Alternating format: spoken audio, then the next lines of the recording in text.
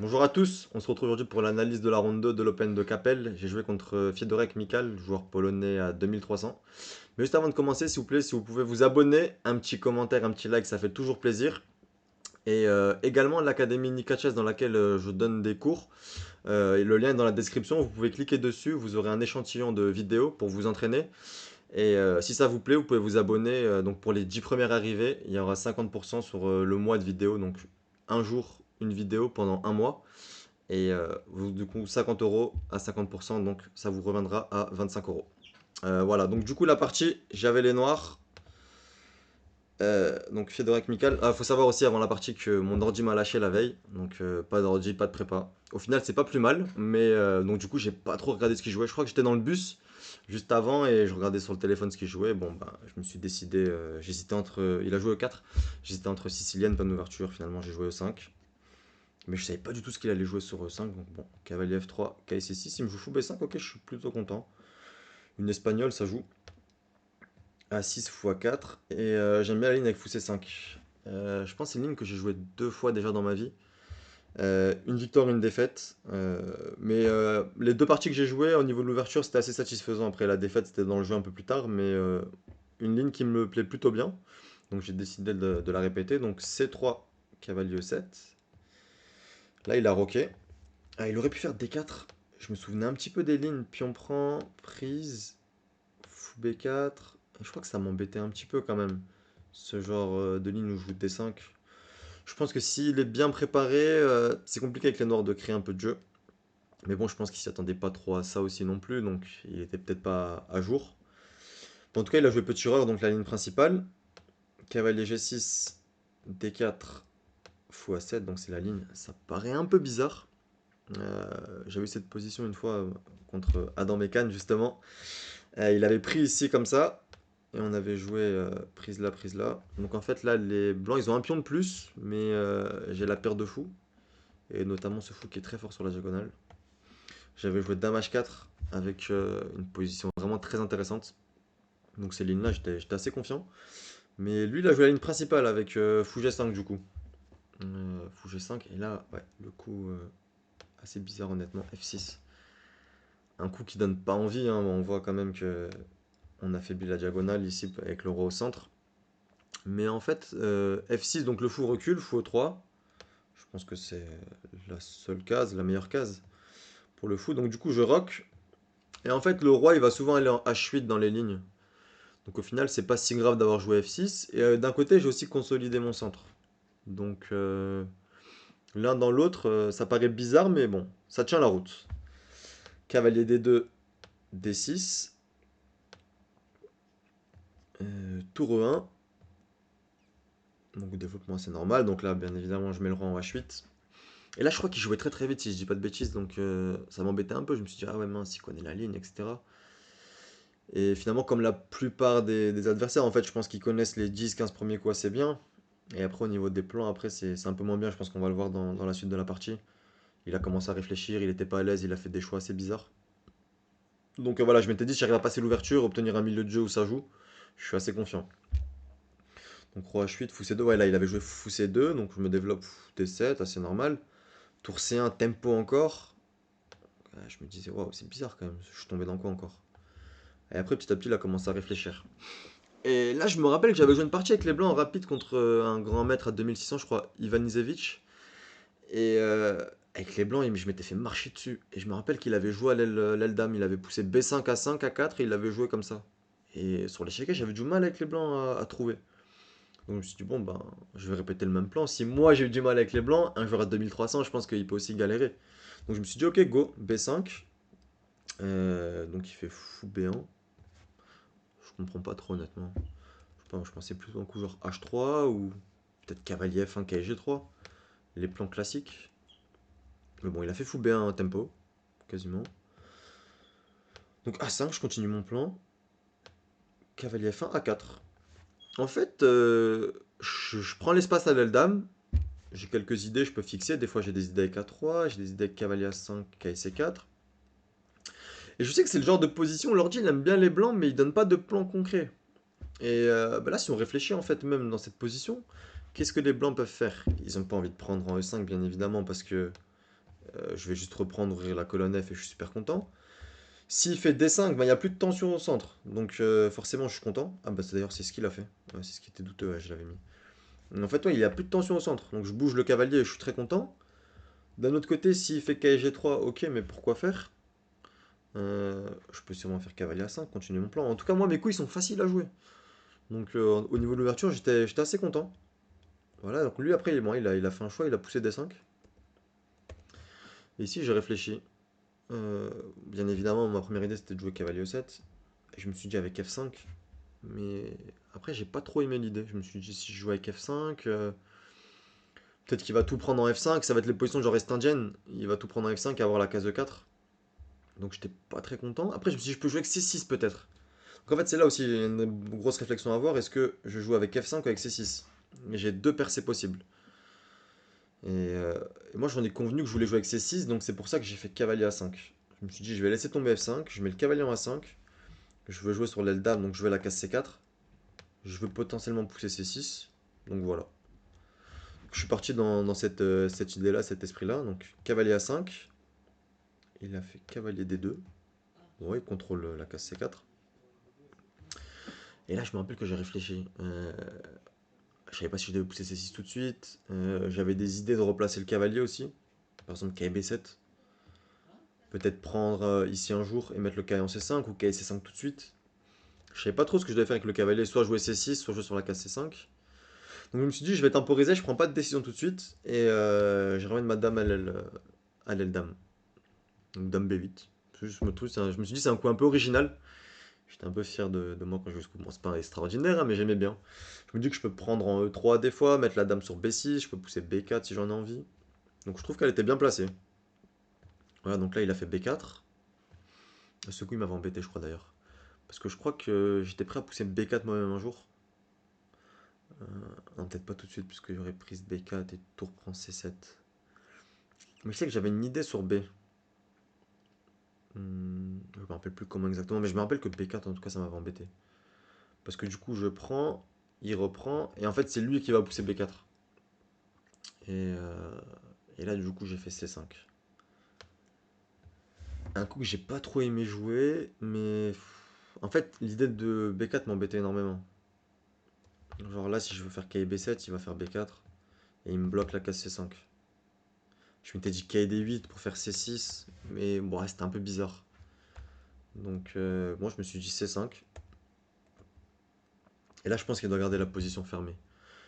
Je pense qu'il a fait une erreur en prenant. Il doit juste garder l'aile dame fermée et jouer sur l'aile roi. Mais lui, il a pris. Donc là, en fait, il me remet le cavalier en jeu. Parce que je pense que le seul problème dans ma position, c'est ce cavalier-là qui est un peu hors jeu. Donc en fait, en prenant C6, il me le remet superbement bien. Donc prise C6, prise C6. Je veux sûrement faire B4 pour prendre la case D4 ensuite. Donc il fait B4 lui-même. Donc ça, c'était assez normal. Et là, j'ai commencé à jouer les coups un peu vite. J'ai enchaîné. Donc tour D8. Mon plan, c'était de pousser D5. Donc il a fait fou C2. Je fais cavalier E7.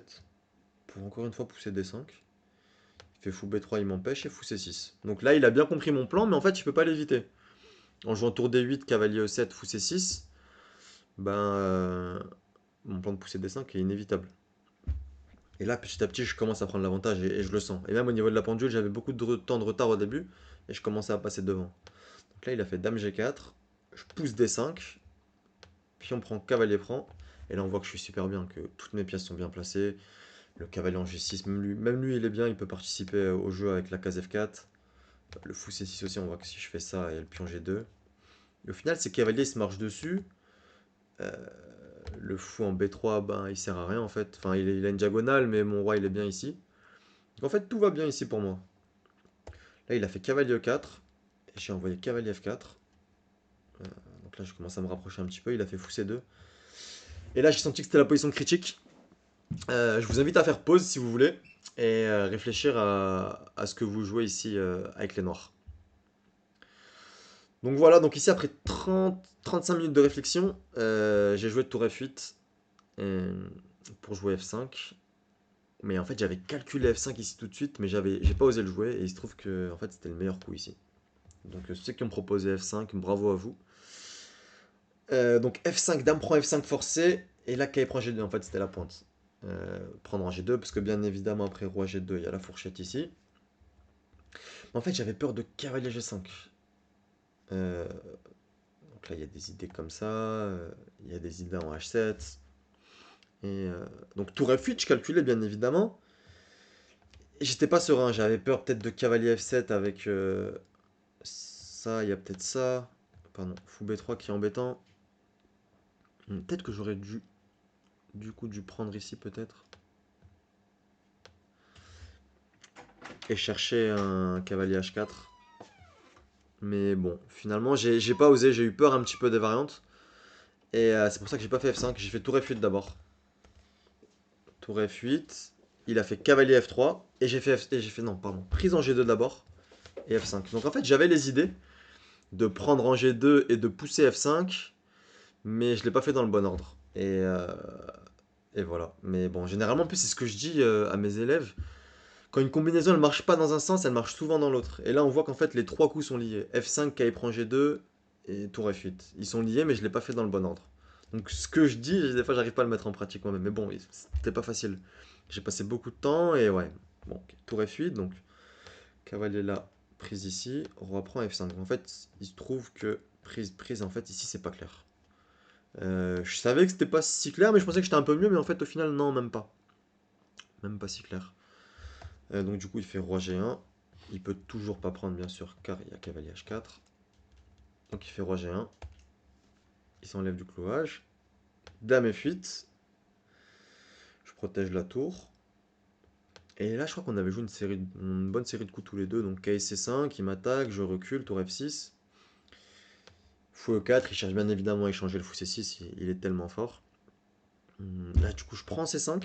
J'étais assez content. Prise et dame F7. Parce qu'en fait, je me dis que j'ai envie de jouer fou contre cavalier. Après, les fous de case blanche vont s'échanger inévitablement. Et après, mon KG6 sera sûrement très fort. Avec cavalier F4, tour G6. Donc ça sera pas mal. Donc il a pris ici. Prise là. Tour A1. Tour G8. Ah, à ce coup-là, j'étais fier aussi. Il va échanger les tours, bien évidemment. J'ai pas envie de prendre. Parce que il va rentrer par là, forcément. J'aurais peut-être pu faire tour A4. Ici d'ailleurs, j'y ai pensé, mais bon, je trouvais ça assez bizarre. Je crois que l'ordi aimait plutôt bien. Mais tour G8, pour moi, je garde le contrôle de la 8ème et je garde les tours en fait. Tout simplement. Donc tour A7, ça me dérange pas. Et là maintenant, dame B3. On était vers le 37-38e coup, donc plus beaucoup de temps, juste avant le rajout. Et il continue à jouer précis, il joue dame E4, il m'embête. Donc je fais dame prend C3, il fait tour A1. Ouais, dame prend C3 intermédiaire, bien sûr, il peut pas prendre parce que je prends la tour. Ici. Donc il fait tour A1. Et en fait, il avait une idée bien précise. Et là, je me rappelle, c'était le 39e coup, donc il me reste deux coups à jouer. Et en fait, je vois qu'il m'attaque la tour. Et donc, du coup, je la recule, mais j'ai vu qu'il avait l'idée de faire tour A3 et tour H3. Avec de grosses menaces. Mais j'ai réussi finalement à m'en sortir. Donc, dame D2, tour H3. Donc là, on voit en fait qu'il menace prise en G6. Donc, dame G5. Roi H1, dame F6. J'arrive juste à m'en sortir à temps, parce qu'en fait, il y avait tour G1 qui arrivait. Avec le sacrifice en G6. Donc, dame F6. Tour G1. Dame C6, j'échange les dames. Prise ici, prise là. Et en fait, on voit ici que j'ai un pion de plus. Mais c'est pas facile de conclure la partie. Le cavalier, ouais, il va peut-être arriver en F4, ça va être pas mal, mais le fou, il défend bien en fait. Le fou, il est solide, il contrôle bien. Et potentiellement, B5, ça peut être une faiblesse. Donc justement, c'est ce qu'il a fait. Il a fait tour A3, cavalier F4, tour A5. Donc il cherche directement à attaquer le pion. Donc je défends avec tour B8. Tour D1 menace, tour prend B5 avec le mode du couloir. Donc je fais H5. H5 ça a deux utilités, je pense. La première, c'est bon, c'est d'éviter le mode du couloir. Et la deuxième, c'est que bon, je peux essayer de faire H4, H3. Je peux essayer de fixer. Et justement, ici, il a pris peur, il a joué H4 lui-même. Je me rappelle quand il a joué le coup, j'étais surpris un peu, je trouvais ça assez bizarre. Et j'avais raison d'ailleurs, parce qu'en fait, H4, il se crée une faiblesse. Tout simplement tout seul, donc je fais tour G6 pour faire tour G4. Et attaquer le pion. Donc là, on va entrer dans le moment un petit peu critique de la partie. Donc tour D7, tour G4. J'attaque le pion et là, il fait fou E7. Et là, ici, je sens que je suis gagnant, je le sais. Et je calcule. Donc, je voulais jouer tour C8 d'abord. Et finalement, je joue KG6. Euh, et en fait, tour C8, c'était le meilleur coup. J'avais calculé tour C8, tour D8, l'échange des tours. Et en fait, j'avais peur de perdre B5. Mais en fait, j'aurais juste dû pousser mon calcul un peu plus loin. Je crois que j'avais plus beaucoup de temps. Donc en fait, je fais cavalier E6, le fou bouge et cavalier D4. Non seulement je tiens le pion, mais en plus, il y a des menaces de mat avec tour cavalier. On sait que généralement, ce duo, ce tandem tour cavalier, il est très très fort. Surtout avec un rang H1 ici. Et en fait, là, il se trouve que c'est quasiment abandon en fait avec les blancs. Et j'ai fait KG6, qui était pas mal aussi, mais en fait, j'ai oublié F3 et ça m'a totalement déréglé. En fait, là, il se trouve que je suis toujours mieux, mais en fait, le fait d'avoir raté F3, ça m'a énervé. Et, euh, et derrière, au prochain coup, j'ai lâché. Et souvent, c'est comme ça, en fait, quand on fait une imprécision, c'est pas la première qui nous coûte, c'est souvent la deuxième. En plus, je le sais, et bah là, ça a pas loupé encore une fois. Après F3, j'ai perdu un peu le contrôle, il m'a fait tour C4. J'ai mal calculé et il a été très précis, il s'est bien accroché. Il a fait tour A7. Et je peux plus prendre en H4 en fait. Parce que prise H4, tour H4, roi G2. On voit à l'instant T que j'ai deux pions de plus, que je peux même gagner le pion B4. Mais que en fait, les tours sur la septième, elles sont beaucoup trop fortes. L'activité des tours en finale, il n'y a rien de mieux. Et là, en fait, j'ai plus d'avantage, hein. Si je prends là, il va prendre là. Et tout va s'échanger. Et j'ai plus rien, en fait. Tout simplement plus rien. Donc, j'ai fait euh, tour D4. Il n'a pas échangé les tours, bien évidemment. Il a gardé cette force qu'il a dans cette position de garder les tours sur la septième. Donc, il a fait tour C7. J'ai répété parce que j'avais plus de temps. Tour C4, il a répété. J'avais plus de temps. Je me rappelle, je jouais qu'une seconde à un moment. Je me suis fait peur. En fait, j'étais tellement énervé que je réfléchissais. Je me suis dit, il faut que je trouve quelque chose. Et en fait, je savais qu'il y avait rien. Je savais que j'avais laissé passer ma chance. En plus, le pire, c'est quand on le sent comme ça, mais c'est trop tard, genre. Et ok, du coup, je me suis résigné à prendre là, prendre ici. Bah d'ailleurs, ouais, c'est la partie, ça retransposé. Prise là. Ah ouais, non, tour là, oui, il y avait encore ça sûrement. Peut-être qu'il me donnait des chances. Dans l'autre ligne, ouais, je me suis trompé. Mais en fait, il prend E5. Et je peux plus défendre ce pion. Et ok, ça va juste faire nul. J'ai deux pions de plus, ça me sert à rien. Et là, on a joué quelques coups, mais bon, sans grande conviction. Tour G2, il a attaqué ce pion. En fait, ouais, ses tours sont trop actives. Et voilà. Et il a proposé nul, et voilà, j'ai accepté. Donc un match nul assez énervant, parce que je trouve que je l'ai quand même dominé dans le milieu de jeu. J'ai réussi à mener mon plan, et j'avais une position gagnante. Et ouais, j'avais la ligne gagnante entre les mains. Mais malheureusement, ouais, j'ai fait un mauvais choix et j'ai pas été assez précis dans mon calcul. Mais bon, 1,5 sur 2, ça va encore. Le lendemain avec les blancs, faudra essayer de gagner. Et voilà, donc merci à tous d'avoir suivi la fin de la vidéo jusqu'à la fin de la vidéo, et à bientôt pour la suite.